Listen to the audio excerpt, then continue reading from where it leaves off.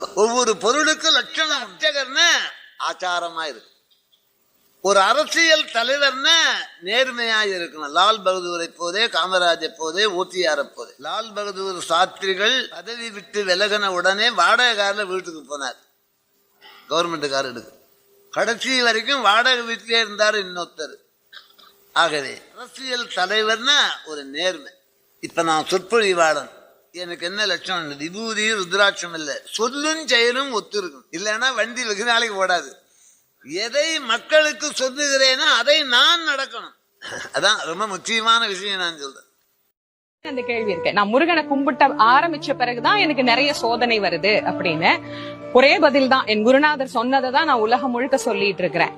பரீட்சை எழுதிய மாணவனுக்கு மட்டுமே தான் வெற்றி கிடைக்கும். உருக்கிய தங்கம் தான் அணிகலனாக மாறும். துன்பத்திலே இறைவன் நம்மளை பொடம் போட்டா மட்டும்தான் நாம் மின்ன முடியும். ஒரு பெரிய வெற்றியை தூக்கி உங்க கையில கொடுக்கணும்னா அந்த வெற்றியை பெறுவதற்கு உங்களுக்கு தகுதி இருக்கான்னு சோதிக்கணும்.